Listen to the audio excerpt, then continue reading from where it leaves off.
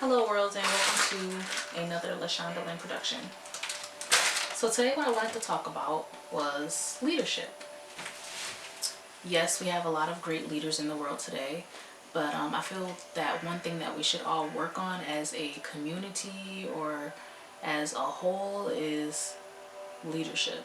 As far as leadership, I only say this because our kids look up to us as leaders, whether you're a teenager, a young adult, an adult, middle ages, senior, it really doesn't matter. But the kids that are below us, they look up to us. And a lot of them, they want to be like us, whether you're a big sister, whether you're a little brother, or whether you're an aunt, an uncle, a sibling, a grandmother, a father, a great grandfather. You want to set a great example for the future generation. And when I say future generation, again, I'm referring to our little ones, our younger and smaller class. So I feel that as a whole community, or as a city, or even as a nation, we want to lead our children the right way. Now, don't get me wrong. I know we are all adults here, but no matter what the age, no matter what the age difference, you have to remember that you are still a child of God.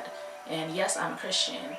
I'm older now. I'm wiser now. I've learned a lot of things. I've grown and I've changed, and as a result of that, I myself want to lead my younger generation.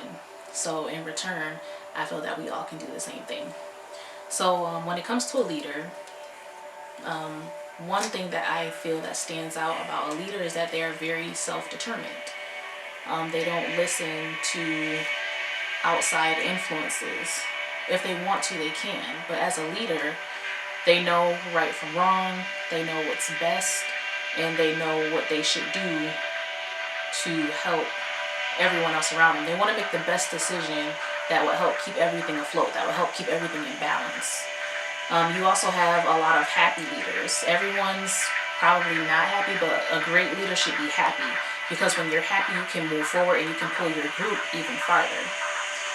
You also want to be confident. You don't want to be less confident, because if you're less confident, then those that you are teaching or those that you are leading are not going to feel as confident in you. They may help make you more confident if you feel as though you are weak, but at the same time, if they love you as an individual, they can actually help pull you forward. But to be a great and strong leader, you have to have confidence. So that's all I'm going to say about leaders. Again, they're going to make great choices. Then you have your followers. And when I say followers, I'm not talking about Twitter, or I'm not talking about Facebook, or your YouTube subscribers. Those are all great followers. But when it comes to the social community, and I feel like social is very big now, because social media influences everyone. It influences everyone and everything around us. You have Facebook, you have Twitter, you have Google, you have YouTube, you have Instagram, you have Snapchat, and the list just goes on and on and on. So everyone's connected to this online virtual network. Everyone's plugged in. So you have to be careful about what you post online that could possibly negatively influence someone, but what you want is to positively influence someone. Sometimes people don't care what they post, because it's something that they want to do for themselves, or they could even just be expressing themselves and just say like, well, hey, this is something that I believe in, or this is something that I like, or this is something that I support. But you also have certain followers that could possibly post on social networks to make someone else feel bad, or to make someone else feel bashed, or to target someone that they know is going to see it. You also want to think about what's right and what's wrong. So when I talk about the negative followers can possibly post something online that is negative to someone else. It can be negative as far as your religion. It could be negative as far as your race. It could be negative as far as your gender, as far as your sexual orientation. It doesn't matter. But I feel like in today's age, in the age that we're living in now, none of that matters. I feel like now, 2019, we're going into 2020. I feel like pretty much everything is being accepted now. And what we have to work on is learning to accept other people, learning to accept them for their differences, learning to accept them as an individual, learning to accept them as a person.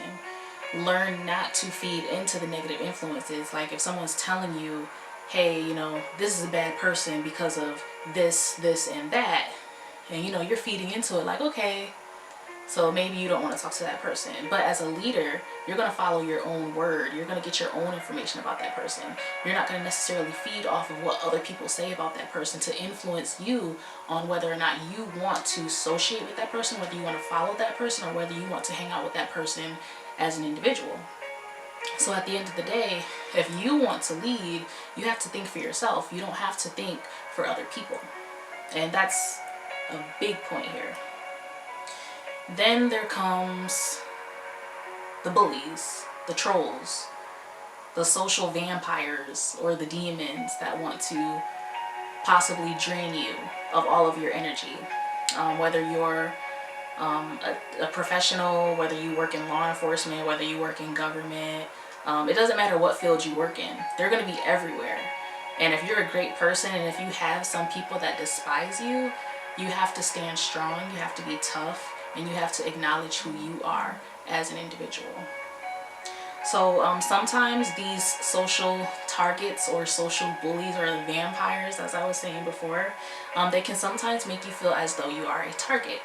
You may not feel like you're a target at that point of time, but when something is consistently happening over and over and over again, and it's not a coincidence, it's not bad luck, someone's out there to get you.